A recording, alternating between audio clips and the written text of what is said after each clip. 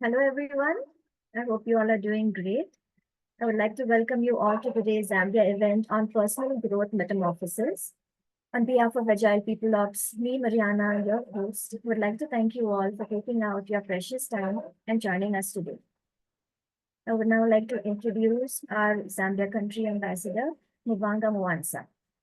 She is a certified people operations specialist under the Agile People Ops framework. She is pursuing a law degree and wants to specialize in employment and labor law. She is currently working for Cultural Legends. Ubanga believes the agile methodology is a game changer in human resource services. Organizations and professionals around the world are waking up to embracing agile values and principles. The methodologies have the employer, employee, and client's best of interest at core. I would now like to call upon Mubanga to introduce our speaker and say a few words. Over to you, Mubanga. The stage is all yours. Okay, thank you so much, Mariana, and hello, everyone. Our speaker for today is an author, mentor, global development analyst, and a CEO and founder of a company called Possibility Practitioners. He's also a director at White Falcon Zambia and a partner at Venia Development. His name is Mr. Curtis M. Lloyd. He is a Maxwell Leadership Team certified trainer, speaker, and coach, certified investments advisor, financial literacy advocate, and educator. He's also a business manager and entrepreneur, as well as a mentor.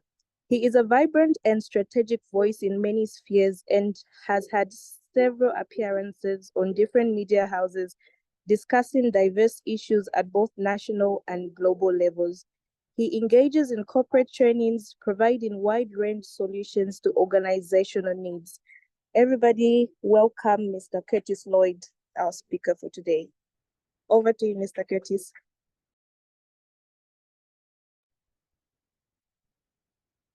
Thank you, Mvanga. Thank you, Mariana, for that beautiful introduction.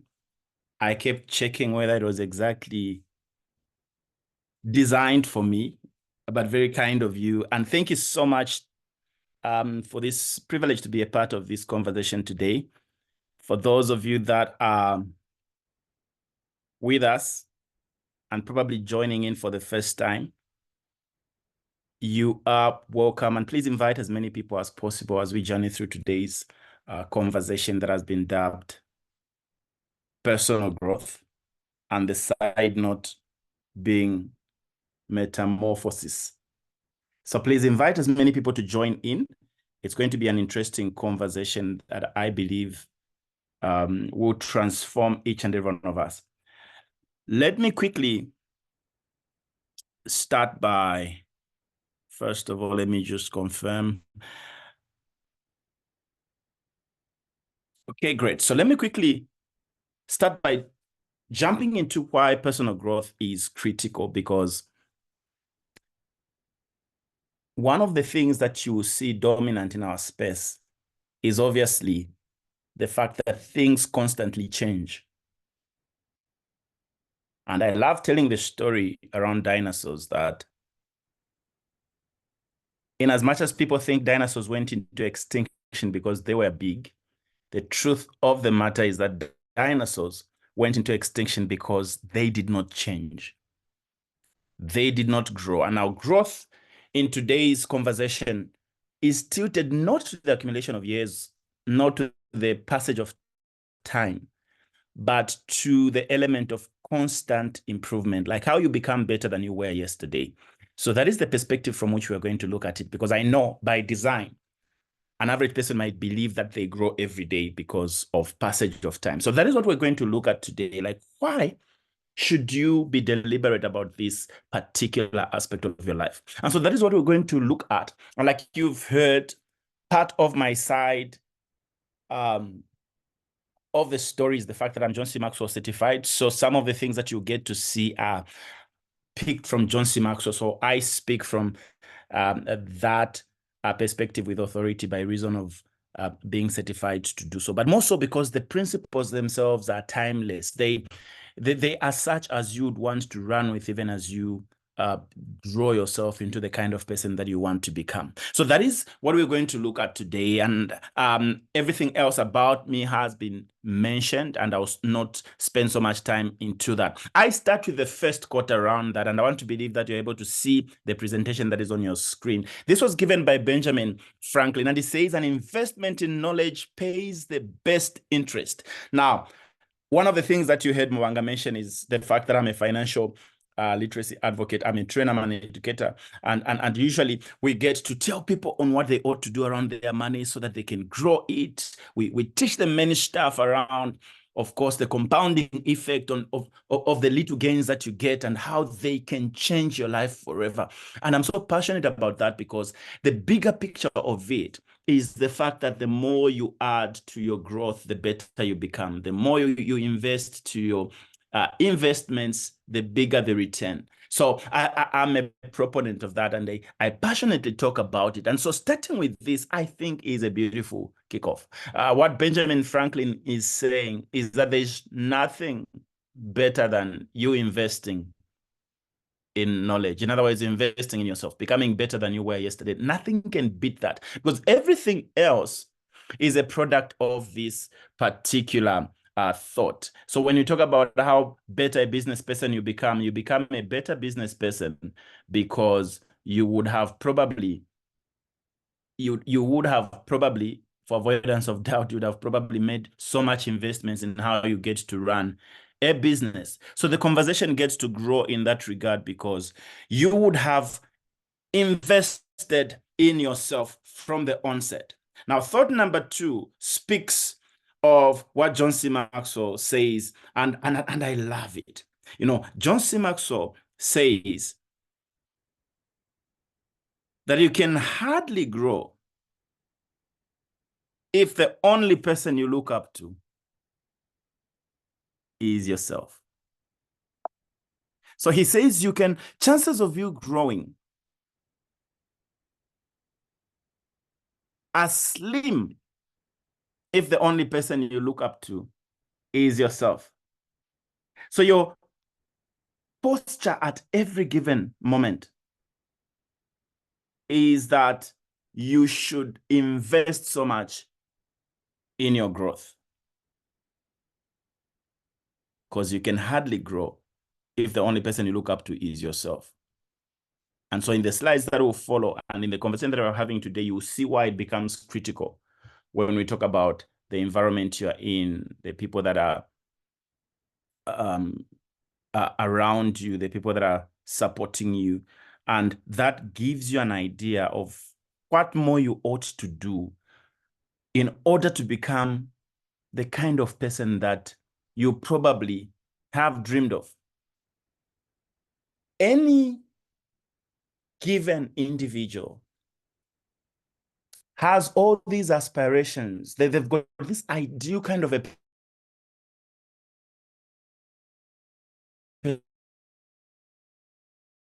they want to become. I know we are doing this right now, but the universal principle around what keeps us going is the mental picture of who we hope and plan to become.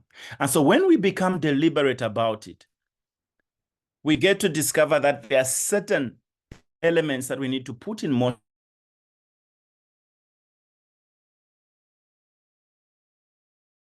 for that to be actualized in a perfect perspective. To say, in as much as you'd want to pursue this, you want to become that, chances are that you will have a challenge if all you look up to is centered on you, because you cannot be a yardstick of what you want to become. Obviously, you have to find somebody that should help you become who you intend to be. This has got nothing to do with you living what people call a fake life or a photocopy of somebody else. This has got everything to do with getting a chance to interact with those people that can help you become a kind of person that you would love to become. So an investment in knowledge is what Benjamin Franklin says. It's so critical that at every given time you choose to do that. But then more secondly is the fact that you must not be the only person you look up to. I am a proponent of individuals growing themselves to anything they want to become, and that they should be the loudest of all cheerleaders for self, and that nobody should be louder than you at being your own cheerleader than you are. So you take up that, but that does not mean those who are on the other end listening or giving you a hand must be relegated to a point where you don't want to listen to them. And so we deep dive into what personal growth is. So let me just do this. Let me quickly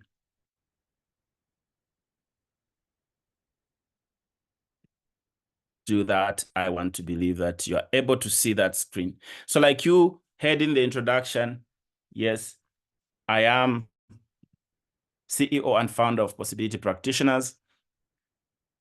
And there's a story behind that. One time I got to experience that the world actually is living in different, let me use the term, times.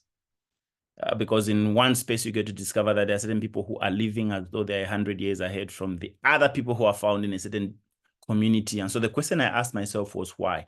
And out of that, I got to discover that the difference actually is because a certain class of individuals are actually possibility practitioners. So the story is a beautiful story and long, but I don't want to bore you with the story. So what is personal growth? And probably that's the question that you may be asking yourself. What is it? What is this thing that we're talking about, which has today gotten an extension definition, and that is metamorphosis? What are we really talking about? So for personal growth, basically what we are saying today is you becoming better than you were yesterday. So we're not talking about all the, fancy or technical terms that might come with it. We are not looking at the accumulation of years. We are not looking at how old you are today, but we are looking at the quality of a person that you are becoming on each and every given day. And so you will define yourself as having grown if you're able to measure what happened to you yesterday compared to what you are able to do today.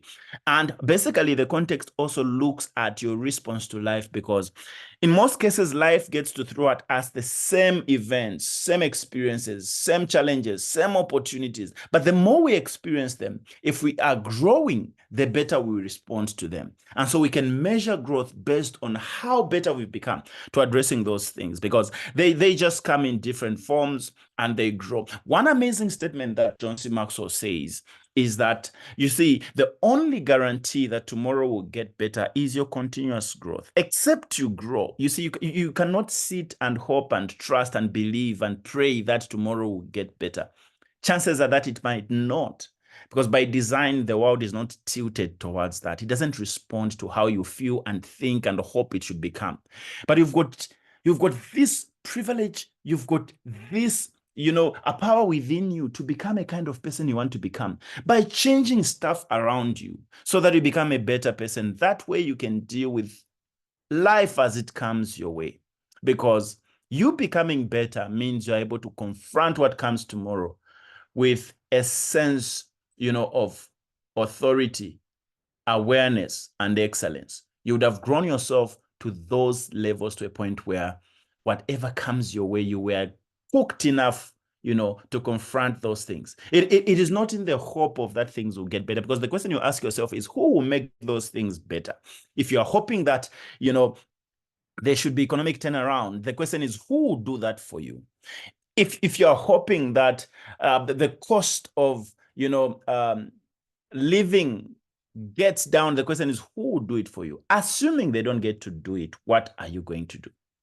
But if you grow yourself, you improve yourself, you become better, then you get to discover that actually therein is the guarantee that tomorrow gets better. Now, personal growth has its stages. So I'll quickly run through these stages just to give you an idea of what gets to happen. There are different perspectives around this, but I summed up these ones just to give you an idea of what gets to happen to any individual. So you can even picture a story of a young child and how they grow to become a man that they become in life. So the first stage is obviously the exploration stage. This is where they begin to discover stuff. For a baby, this is where they begin to touch, something that is not supposed to be touched. It's hot, it's sharp, it's what. But in that stage, they are exploring. They are unveiling themselves to a world that they've never experienced. And that stage is available to each and every one of us. We get to experience it in our journey to become the kind of people that we become. So the exploration stage basically is the first one. So it opens us up to our passions, our interests, and many things that we get exposed to. And after that, we go into the growth stage. I know the concept itself is growth. We've put it there as a subtext to the bigger umbrella itself, which is personal growth. And now this is a stage where you begin to discover and develop your skills.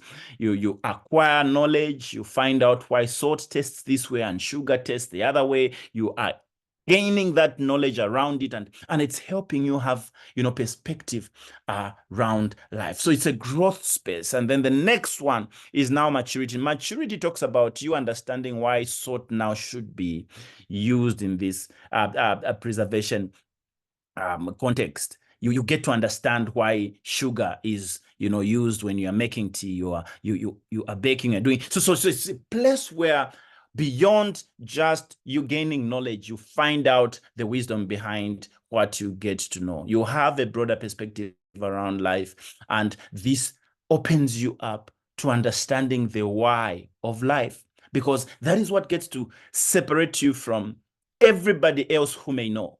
In the space of maturity, you ask the bigger question, why? Okay, why do we do this? Why is that? Why is it that I work from 8 to 5 p.m.? Why don't I work from 7 to 4 p.m.? What science is controlling that? So the moment you begin to ask yourself those questions, then your perspective changes and you begin to view life with a broader perspective. That way, you are brought into a space where you become more aware of your environment and why it is the way it is. The last stage is the transformation one. And this is where you begin to see people embracing change and more so focus on becoming a better version. A lot of people get stuck in a space where they've just accepted the status quo. They've just chosen to settle where they are, and they hope with that is all there is, and they can't do anything about it. Now, when you go into the transformation stage, this is the metamorphosis we are talking about.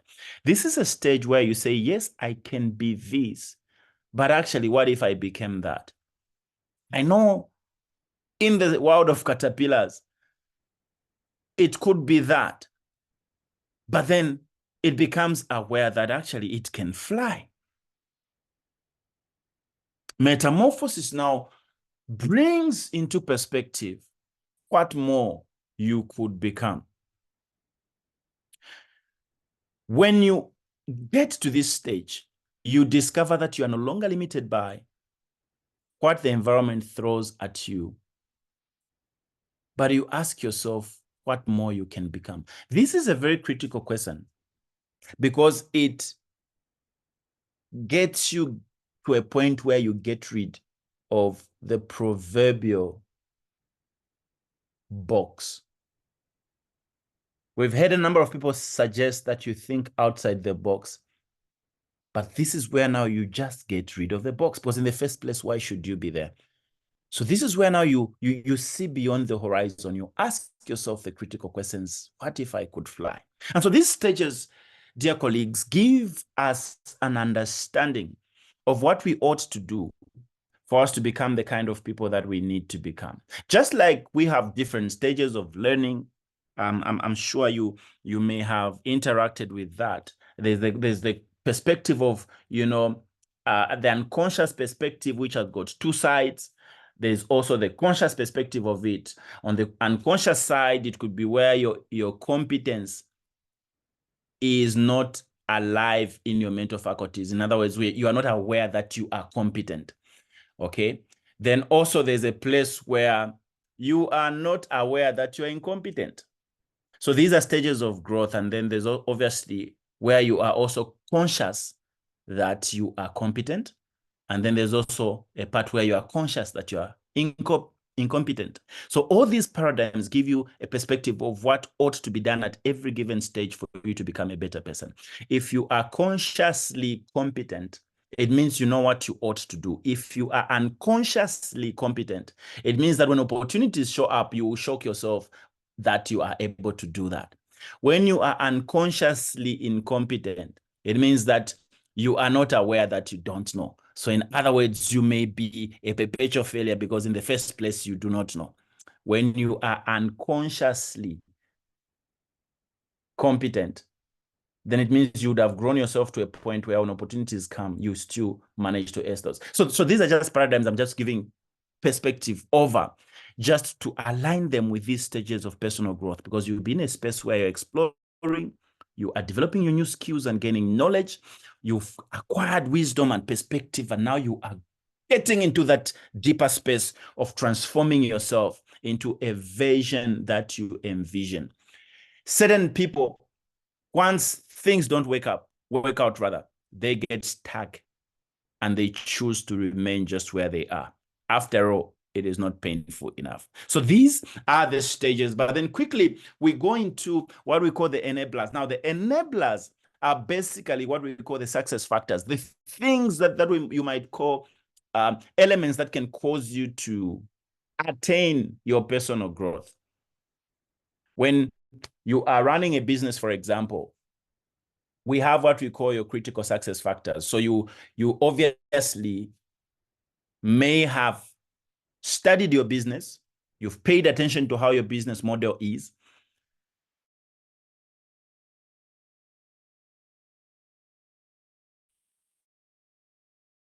and then you've pointed out what your critical success is to make profit. These things must be in place for my business to remain in business.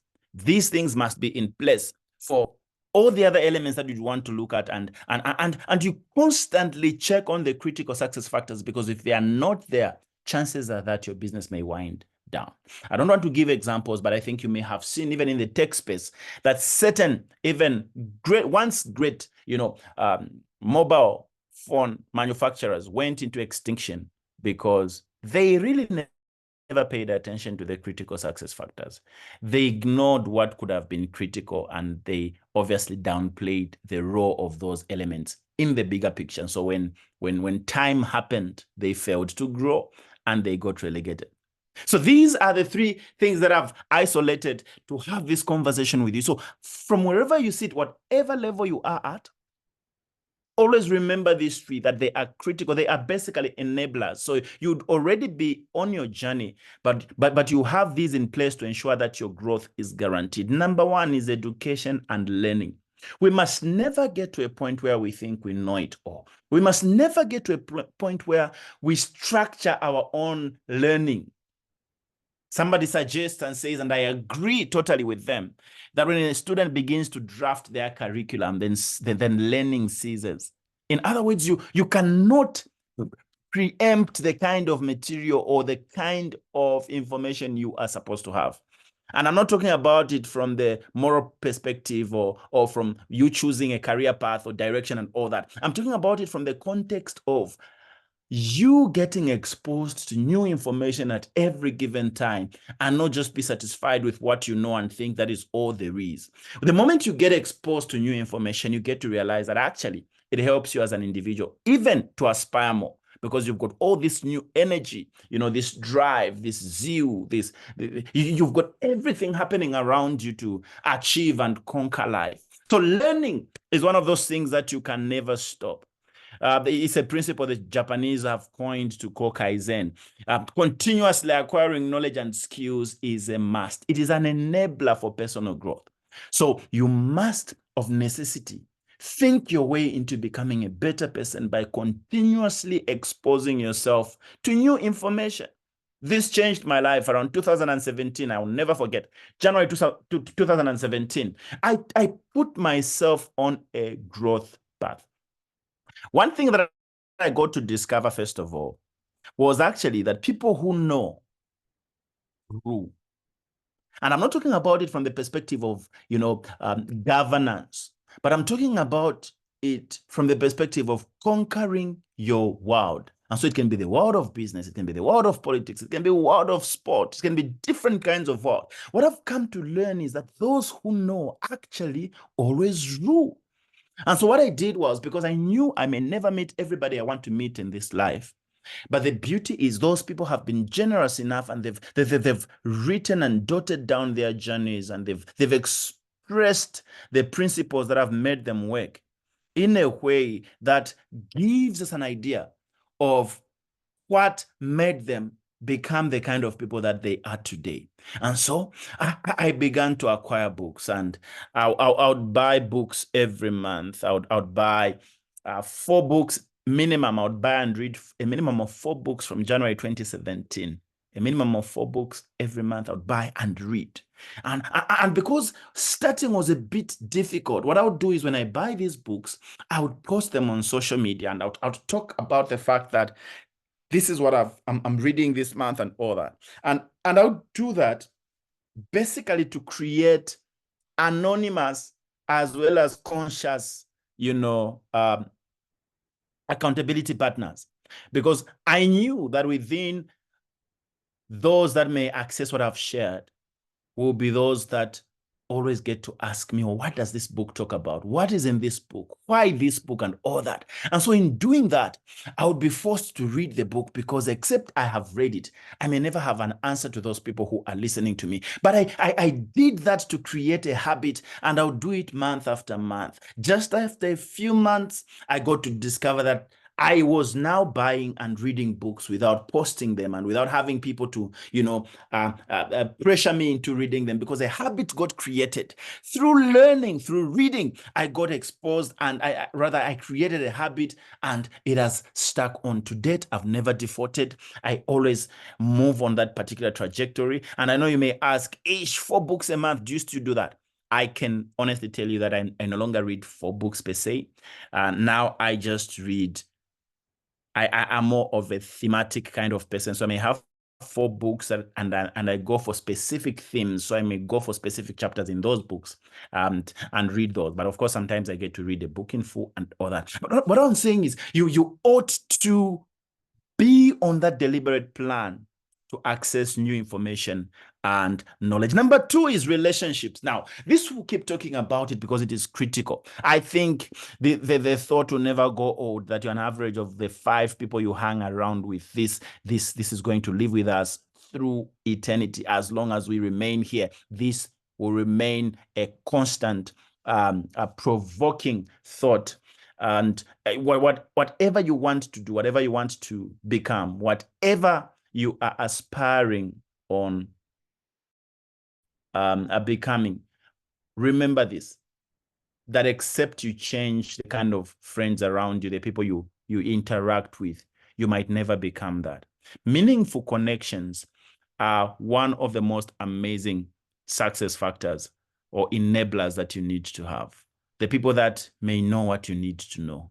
I tell people that there are certain things that you need to know. Number 1, you must know what you need to know. Number 2, you must know the person who knows what you need to know. Number 3, you must know how to get to that person who knows what you need to know so that they help you know. The last one, which is very unpopular, is that you must know what you don't need to know. Now, a lot of people get entangled in so much stuff that does not help them become the kind of people that they should become. I'll give you an example.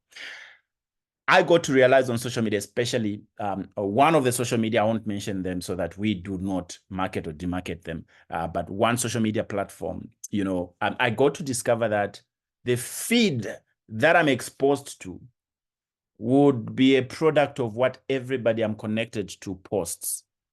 So with the way social media is, you'd find that these conversations that cannot help you, and the conversation itself is not taking you anywhere. But by reason of you being on that platform, you get to discover that you see that content anyway. And you see, sometimes you'd even get to read or see some of them are visuals, they are pictures, they are memes and all that. But that is information that is constantly being thrown at you.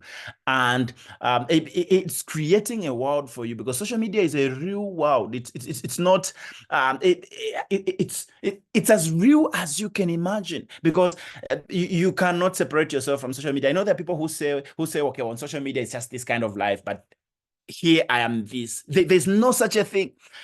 Whatever you post, whether you're using a pseudo account, that is you. Whatever you share on social media. But anyway, so after that, I got to discover that for the sake of the kind of growth that I ought to be, so I migrated and created a page. On a page, I have selected individuals that I follow.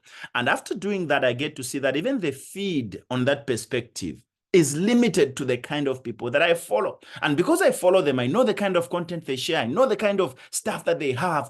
Even what I get to see if I were to log in is streamlined to the kind of person that I'm building myself into.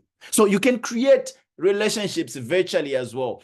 Don't be found everywhere with everybody, because essentially they are directing where you are going. Number 3, challenges and setbacks. A lot of people, again, in this particular space feel like, why is the world falling apart just for me? Just for me. Guess what? Probably it is happening so that you could become a better person to handle bigger challenges that might fall on the nation when you become a president, because you handled the challenges when you were an individual at this particular stage. So don't give up. Don't fold your arms. Don't think the world is ending at that particular stage. I love saying this, that you see, life is punctuated by chapters. So don't think the chapter that you are in is how the story should end. There's obviously many more chapters to come. So when you face a particular challenge, grow yourself into overcoming it. Grow yourself into becoming better, because chances are that that challenge will show up again. And so what you learn now through that challenge or the setback itself will help you become a better person, even when challenges show up every other time. It's called resilience. It is the art of getting up again.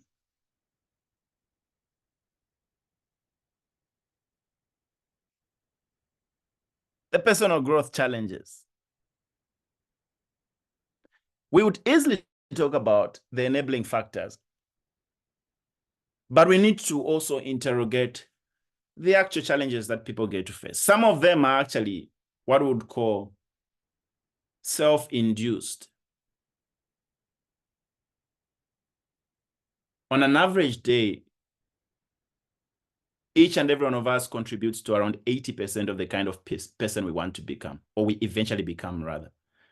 So we are architects of our own destinies. It's easy to say this person actually stood in my way, they blocked me, my success, they fought me, they did what? And it's easy to constantly blame people, but trust me, you are responsible for most of the kind of life that gets to happen to you. That might not be popular, but it is as it is. Number 1, fear of failure. I sit and I interrogate some of the mega achievements that happened in the 21st century, 1920, 21st century. And I get to discover that most of those discoveries were by people who were so daring, and they basically took the risk to cause us to live the kind of life we're living today. Now, can you imagine, for example, the Wright brothers, the guys that actually went successful in managing a plane to take off? The guys who officially flew the first aeroplane, the Wright brothers designed and flew the first aeroplane. Can you imagine if they were so preoccupied with what if it crashes? Because obviously those thoughts were there, because leaving the ground, you are conscious of the law of gravity and all other forces responsible for you to be on the ground. But you take that risk to say, let it fly. A lot of people have remained where they are because they fear they may fail. Number 2, self-doubt. You get to discover that a lot of people have predicted and have defined for themselves who they think they are, and that there's nothing they can do about it. It is as though that is all there is to life and nothing more can happen. Probably it could have been a series of negative stuff happening in their lives. And so out of that, they continuously feel it is designed that way. that they are not good enough. Number 3, resistance to change. And I give a perfect example of a butterfly. It has a choice there. It's either it remains what it is as a caterpillar, or it chooses to fly off. A lot of people resist change, and change comes in different ways. It can be external, it can be internal. But guess what? Change always happens. So if you are so glued to how things are always done, you will be obsoleted by those people who show up and give an example of how things ought to be done. Old methods are always overtaken by genius. There's always that one person that will figure out how else it can be done. And you being stuck to the old way of getting things done gets you relegated. Number 4, lack of support. I will not talk much about this one because I've already preempted when we touched on the aspect of the team and the kind of people that surround you, because those are your enablers.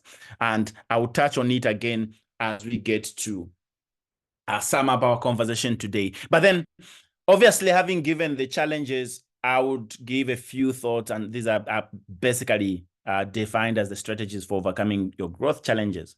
And these are basically summed up in 4. Number 1 is set goals. So if you want to grow, set goals. And you see, your goals must be something that you can look at and measure. You don't set vague goals. So you have to set your goals, know who you want to become, and you should know how that can be measured for you to become that kind of a person. Number 2 is self-reflection. You see, as you constantly move, take time to pause. Don't be on this particular journey where you're just moving without realizing whether you are growing or not. Take a moment to pause, look at yourself in the mirror and check whether you've actually grown. Because your mobility, or rather motion, does not suggest progress. You can be busy, but never arriving where you are going. So being busy does not mean you are productive. The fact that you are moving does not mean that you arrive. You may just find yourself moving around the circle without making progress. So pause and reflect. Pay particular attention to the things that you are supposed to see change and make sure they change. You create a support network. Critical again.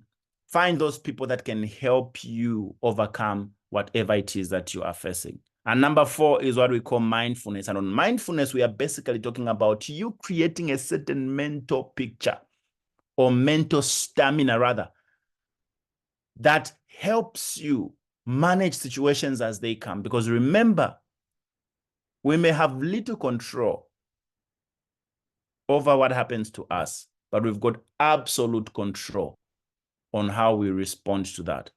What happens to us is something that we might not fully control, but how we respond to it is our responsibility. So mindfulness talks about all these science that you get to use to create strong mindset. Okay, it can be meditation, it can be many other things that you might do, but creating a mindset that is not easily shaken, like you're strong on the stuff that you believe in. How do you get to know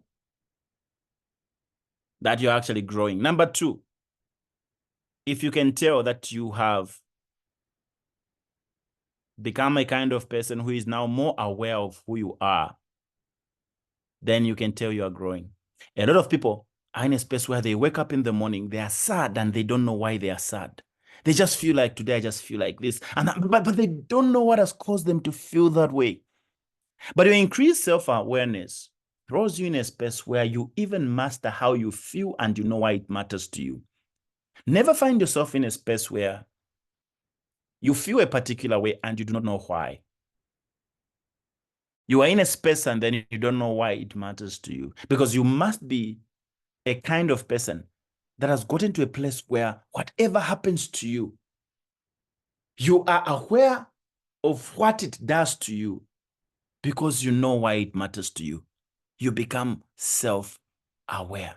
Number 2, improved skills and knowledge. This talks of your continuous exposure to new information, skills, and all that.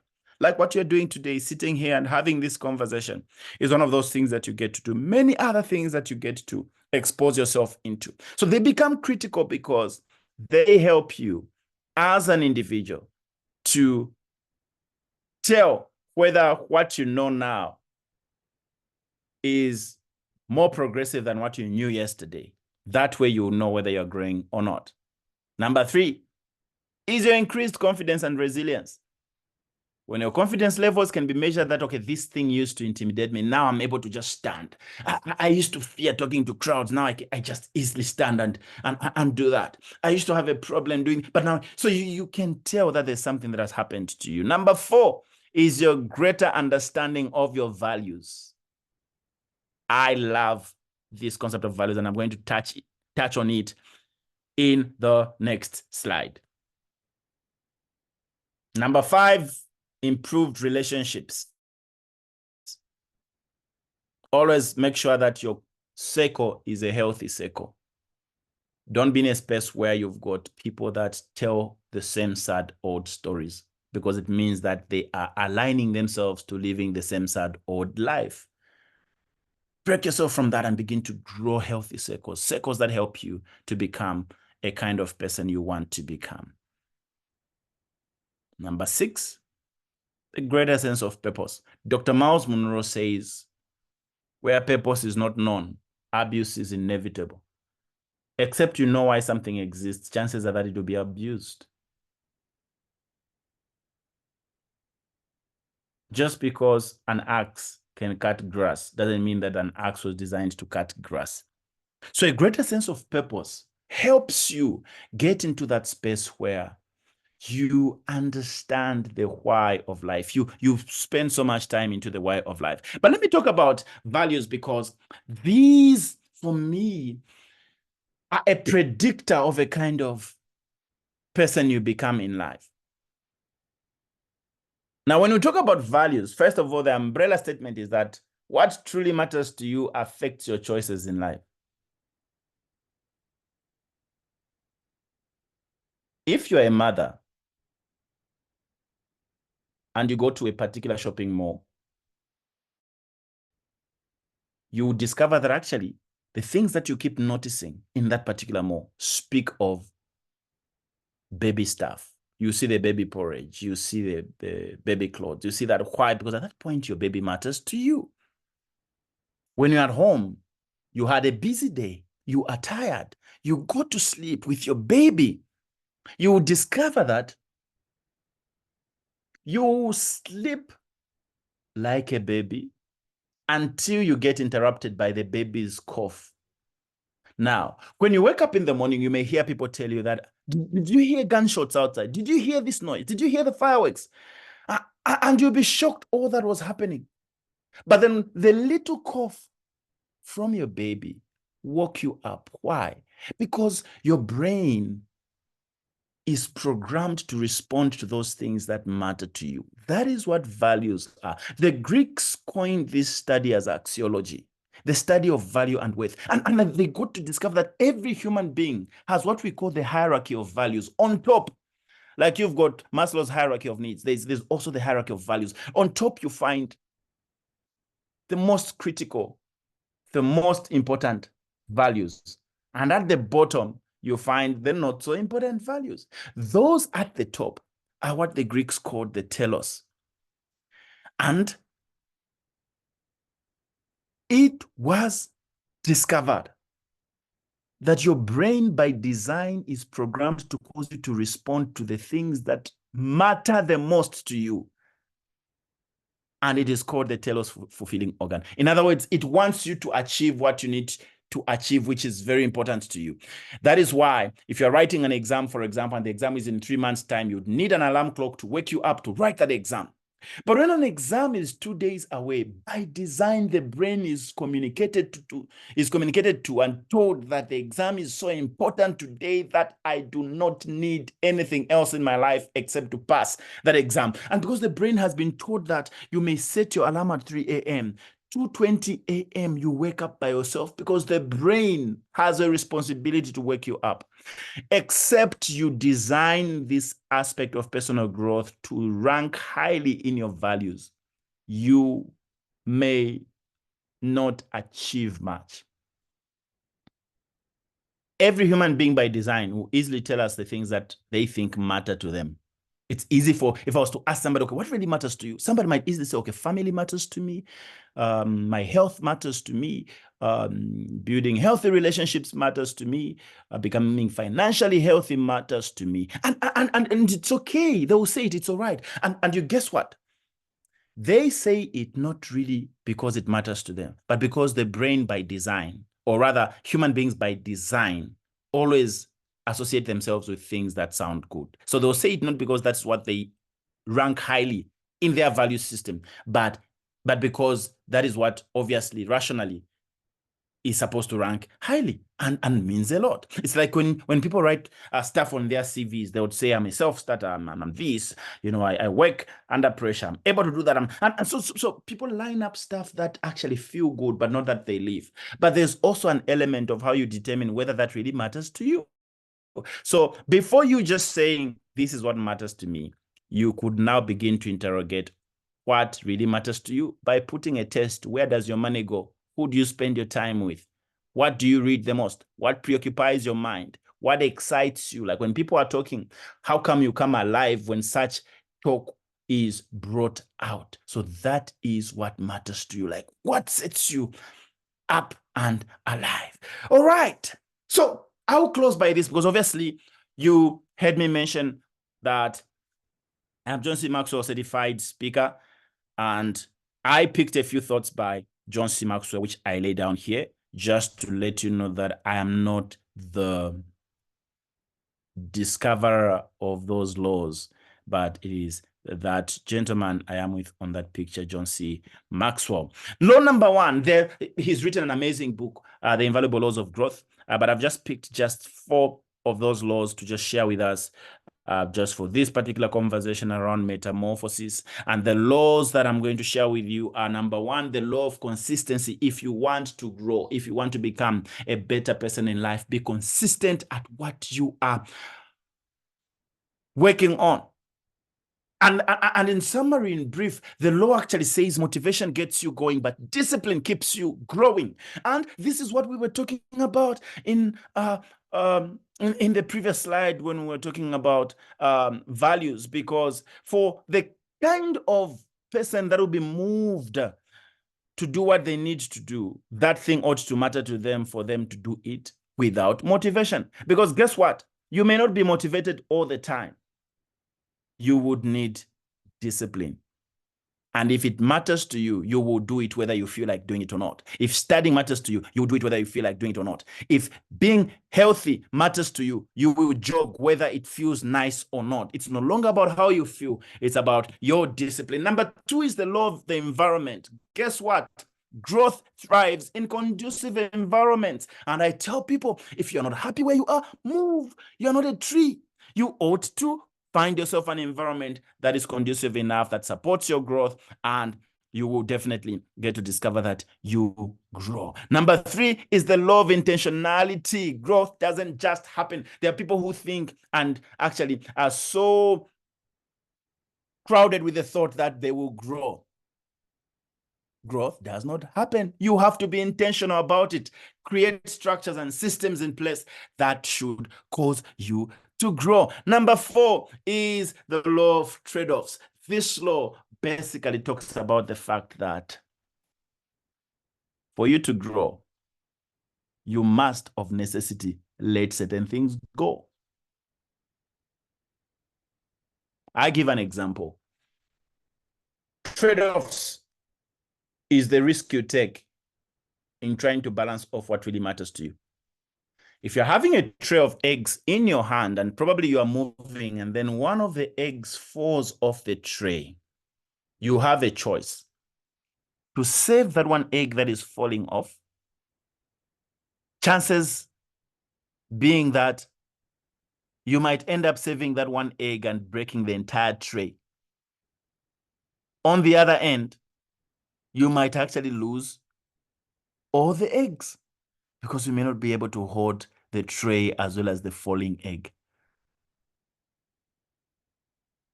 So the law of trade-offs tells you what you must let go of so that you focus on what really matters to you. So it is a case of letting go what is good so that you may get what is great. Here are the things that I will propose in closing around how you get to sustain your personal growth. In other words, how you keep it running, because again, like we said, there's an aspect of motivation. You feel excited, especially, for example, have you ever noticed, like when you're coming from an event, there's a way that you feel the energy to do stuff, but then maybe after day number 4, somehow that energy goes. So you begin, you like zone out into your old self, and it's okay. You no longer even feel like doing anything at all. So here's what you ought to do. Number 1, continuously learn. You know, acquisition of new information helps you become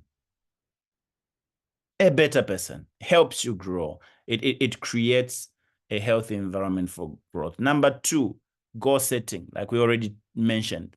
Set realistic goals and keep revising them, keep improving on them. You become better. Number 3, self-care. Always take care of yourself mentally. Never be abused by thought. And here's the thing. Sometimes things are tough. They really get tough. I know they do get tough. And guess what? They don't just get tough for you. They get tough for everybody. So help yourself by not allowing one aspect of your life that is not working so well to impact everything else around your life. You would rather deal with that thing that is happening while letting these other things thrive, okay? Just because something happened around you at your workplace should not mean it should translate into how you relate with people at home. No, you cannot suffer both ways for just one event that has happened. So self-care talks about how you manage yourself. You know, yes, this thing happened this side, but I will focus on these other things that are working well while I'm trying to grow myself into dealing with that. Number 4, your supportive network. They will sound repetitive, but they are coming in context at each particular stage. Create a space for you that can help you grow and become the kind of person you want to say. Robin Sharma, in closing, says the swiftest way to triple your success is to double your investment in personal development. If you want to succeed in anything that you do, double your investment in personal development. Now, when we're talking about metamorphosis, we are talking about you becoming a kind of person, rather, that when people look at, they're like, what happened? How come that caterpillar has got beautiful wings today? Thank you so much for having listened in. I will quickly probably allow Mubanga to hand over and rather to take over rather and probably check if we've got any questions, any contributions, or anybody with anything to ask. I know we have a few minutes on our schedule, but I'll be happy to take any questions or any contributions from the other end. Over to you, Mubanga. Thank you so much for having hosted me today.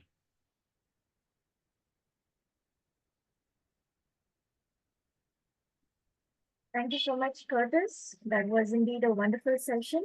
Thank you for enlightening us on personal growth and giving us so many valuable lessons. Thank you. Thank you so much, Mariana. So I see here we have a question from Levi. The question says, what practices or habits have you developed to improve your mental and emotional well-being? Fantastic. Habits that I've given up. I developed a very predictable routine. So I would have certain places I avoided going to because guess what? Every human being knows what affects them the most. So you're being exposed to what you know affects you actually gets to impact on your mental well-being. So you get to replace that with something. And I always tell people that the best way you undo a particular thing is by replacing it with something else. So I love listening to stuff that motivates. I love reading stuff that motivates and builds. So I avoid getting to stuff that is more of self-pity and the like. So you help yourself by moving away from an environment that is toxic into an environment that is inspiring. So you do not just move out, you have to move yourself into. So you do not just come out, enter into a new environment. Because guess what? If you just come out and you do not create a space that you go into, chances are that you may fall back into the old environment. So I think that is what I can advise you to do as well.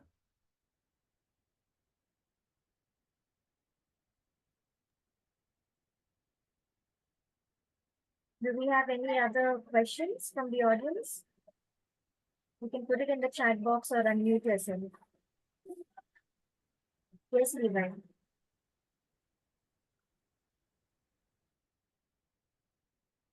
Okay, Marianne, I think I see Levi has their hand raised up. Probably they could just go ahead and ask.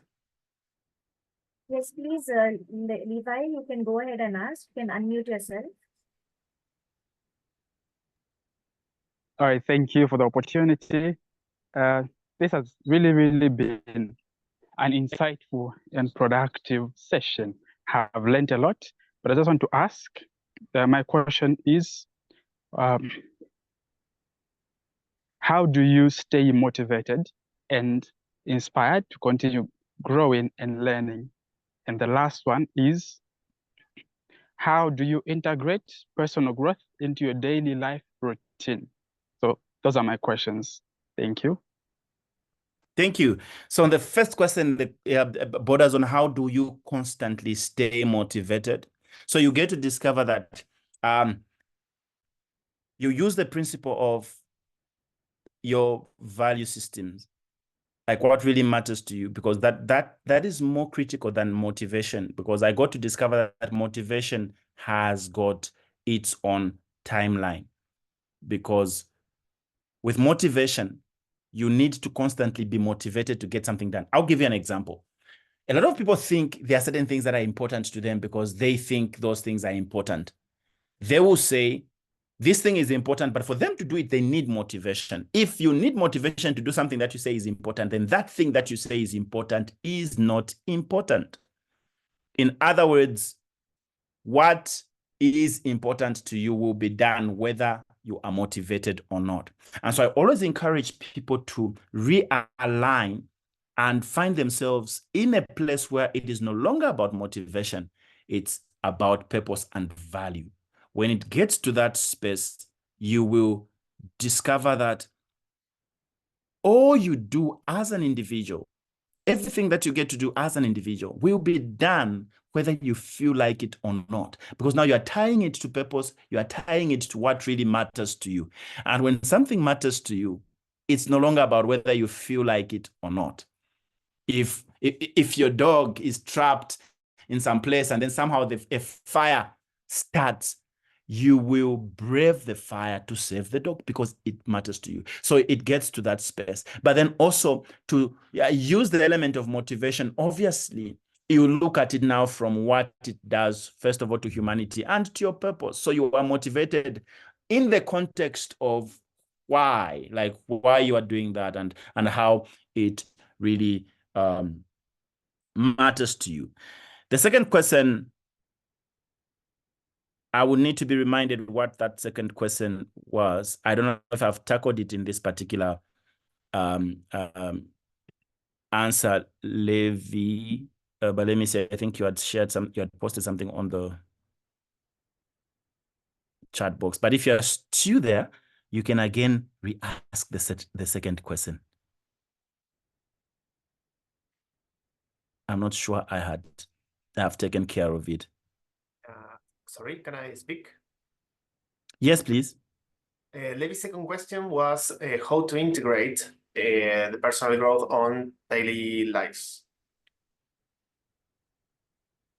on your Okay, how I see. Yes, please.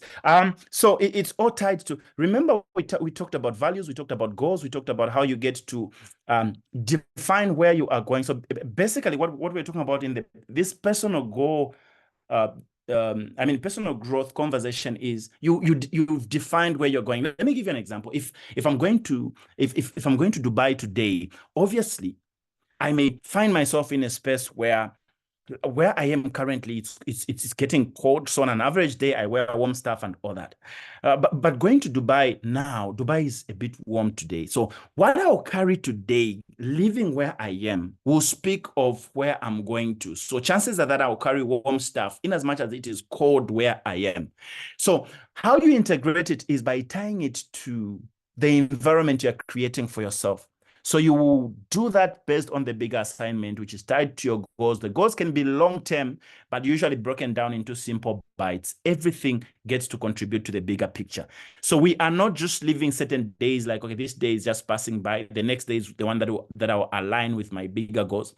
Everything we do on a constant basis is the one that adds to the bigger picture. Like I touched on the aspect of compounding interest, the little habits, the little deeds, the little small things added together are what will tell whether we are growing or not.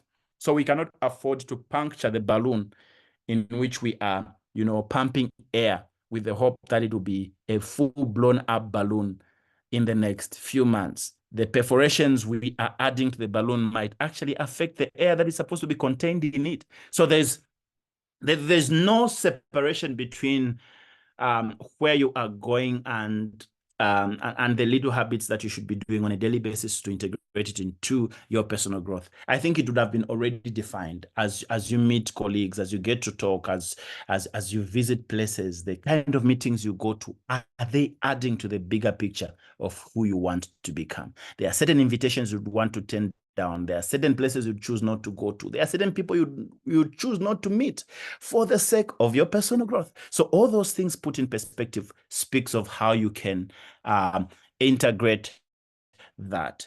So thank you so much. If I think I've taken care of that. Not so sure if there's any other question or contribution. Yes, Curtis, we have a few more questions in the Sure. chat box. Okay. The next one is by McLean. How do you measure progress when you are not seeing progress in whatever you are doing? Fantastic. Now, usually results can be deceiving. I give you an example. One time we were running a particular project. It was a business project that we were running. And guess what? We had put everything in place, but we made a huge loss because something happened within the economy. There was some exchange rate, fluctuations, and they impacted on our forecasted, projections. So that in itself impacted on us, and we made a serious loss. But the question is, did we grow or did we not grow? We grew, but results might suggest something else. So out of that, in as much as we were frustrated by the fact that we did not get the returns out of this, truth is we got to discover that we ought to pay attention to a volatile environment. For us, that was growth enough. So sometimes you might be focusing on what you want to see in the now. But the bigger picture is, who have you become? On every given day, don't focus on what you're achieving. Focus on who you are becoming, because who you are becoming is more important than what you are achieving. The results might not show, but you might be winning. Pay attention to the war that was happening between the US and Vietnam. Sorry to bring in this example, but the war between the US and Vietnam is an interesting example of what success is. More Vietnamese were killed than American soldiers. But the summary of that war is that Vietnam won. And why is it coined that way? Because Vietnam chose to stay on in perpetuity. Like, they never wanted to give up that war. They wanted to fight in perpetuity. It's like you're running an enterprise, you're not making profits yet and all that, but you're focusing on the bigger picture. You may choose to make few losses now because you're trying out something which eventually gets to work. In the long term, you remain in business in perpetuity, compared to somebody who might have just concentrated on the profit. They made the profit, but they forgot all these success factors, like being compliant with all the regulatory matters. And when they pounced on them, the entire, investment got wiped out. So yes, in as much as sometimes it is sad that you might not see that, but focus on who you are becoming. It might not be around results. It should be around you as a person, because results sometimes can be deceptive because they are supported by many other factors.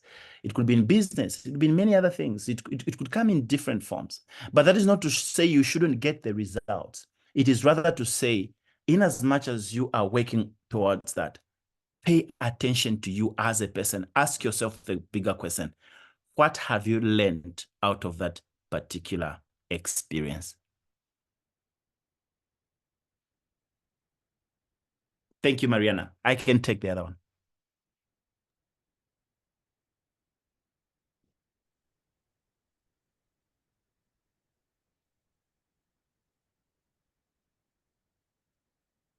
I see a few people have raised their hands.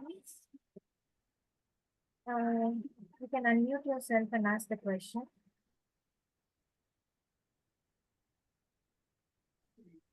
Hello, good afternoon. Thank you so much, Sir Curtis Lloyd.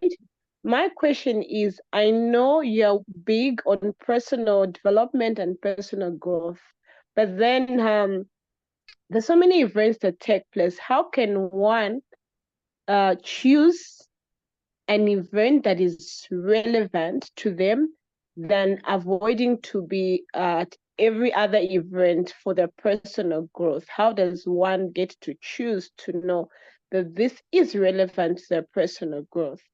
Because there's so many, I've seen quite a number of people, they're almost found at every event. Yes, I was kicked out, so I don't know whether this was addressed, but I would just love to hear that. Thank you, Barbara. Thank you so much for that one.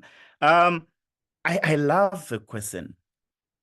One of the things that we deliberately did in our mentorship academy, for example, was not to sensationalize our mentorship. In other words, usually we would bring in individuals, even popular individuals within our space, but without telling the delegates that we have this particular person coming to join us, because one danger that we get to see is a lot of people idolize certain individuals and they would want to be found there because a specific individual is there.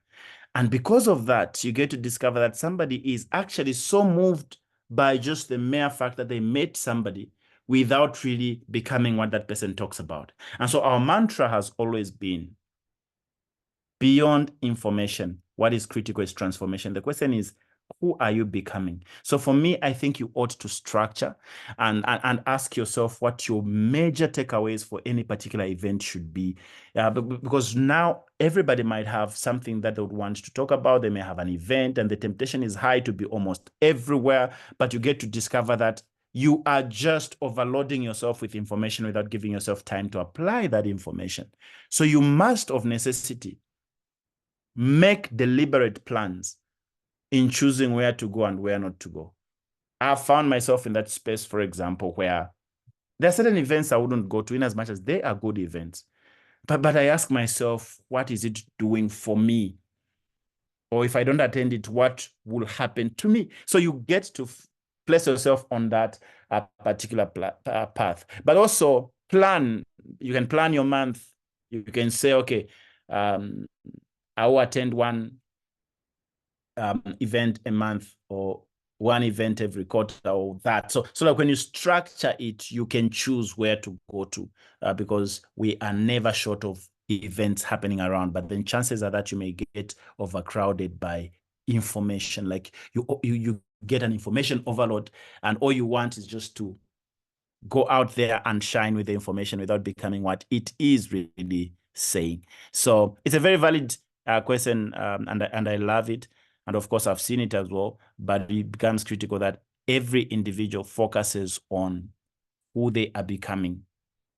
You should not be in a place where you just look at people and they are like your idols, and yet there's a gap between where they are and where you are, and you don't know what can take you to where they are. So it just ends at people taking photos and all that, but then the tangible transformation is missing. So for me, it is transformation beyond just anything else. So thank you so much, Barbara, for that. I think I hope I've answered it the way you intended that I get to answer it. Thank you so much, sir. He's actually my mentor, so I deliberately ask for everyone else to benefit. Thank you so much, sir. Such an honor to be actually guided, and I was part of the mentorship. Thank you. Thank you so much.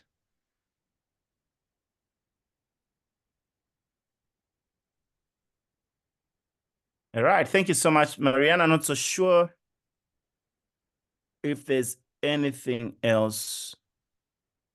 Yes, Curtis. So That- in the interest of time, is it all right if the participants are able to reach out to you on LinkedIn and ask further questions?